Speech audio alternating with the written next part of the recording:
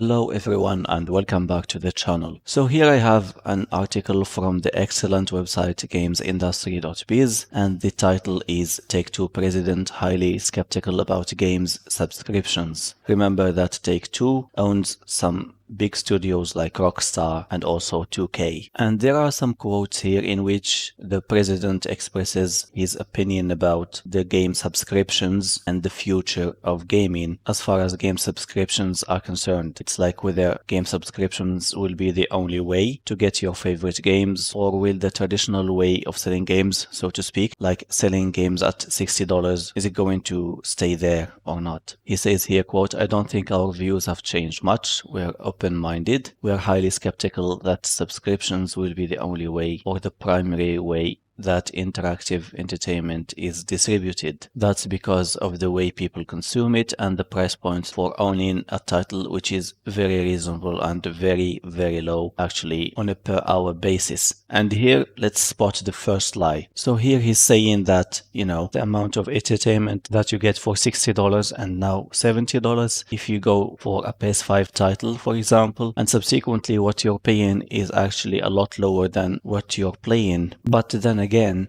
you can see that there are a lot of games that are just like copy-paste of each other, especially those Assassin's Creed games, for example. They barely change, if ever, and you don't see generational leaps every year. It's rather like once in every 5 years or so, and the formula stays the same. They just change a few assets here and there. And to say that $60 is a very low price to pay is a huge overstatement here. $60 is very, very high, especially in places where it could be like 20% of your base salary or even more. And here he says that subscriptions, quote, can play a role in delivering catalog, and that some games like GTA 5 and Red Dead Redemption 2 have appeared for brief periods on Xbox Game Pass. So yeah, the president of Take-Two here isn't very happy about Xbox Game Pass, and he is obviously concerned because the Game Pass formula is like a low monthly payment for a lot of games. You know that Take-Two owns 2K, which tries to milk you off in any way possible, even if it resorts to gambling. Another quote here says, "I imagine we will continue to do that, which means selling games in the traditional way." Quote again, "At the end of the day, the consumer will decide and we will be where the consumer is." End of quote. I mean, you don't have any choice in that. If this formula of game subscription becomes prevalent, you will just have to follow that. I'm not saying that it's going to be the prevalent one, but again, anything is possible. And then here I spotted another kind of BS that this president is saying. He says, quote, "We deliver the highest quality experiences in the business and we charge much less for them than we believe they're worth to consumers." And then again,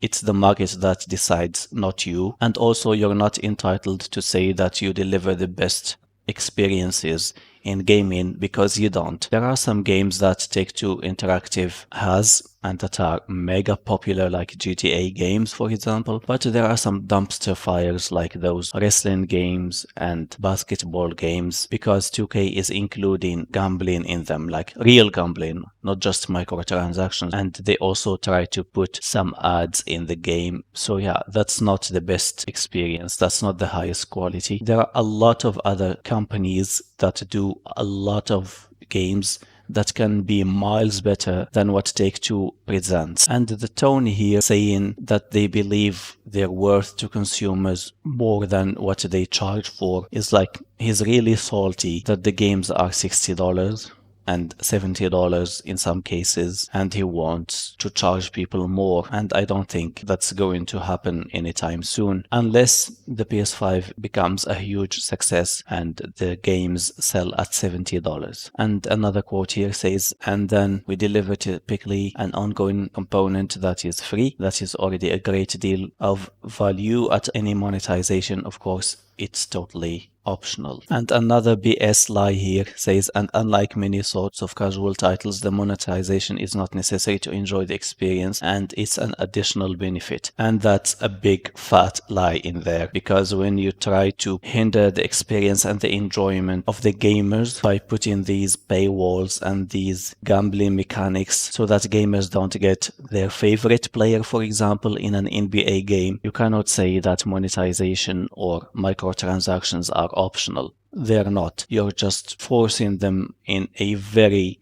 disingenuous and a very aggressive way. And a lot of companies make a lot of money by selling their games in millions and millions of copies. So you just need to have this very high quality game, pay the devs what they deserve, and to give them the time they need to make a good game. Profit will come running to you. But obviously, Take-Two wants to take shortcuts, even if they are sneaky and immoral ones, in order to get the highest profit they can get. Thank you for watching. If you enjoyed the video, please leave a thumbs up and subscribe for more. And of course, your opinions are always welcome. You can leave them in the comment section down below, and I will talk to you again soon. Have a good one.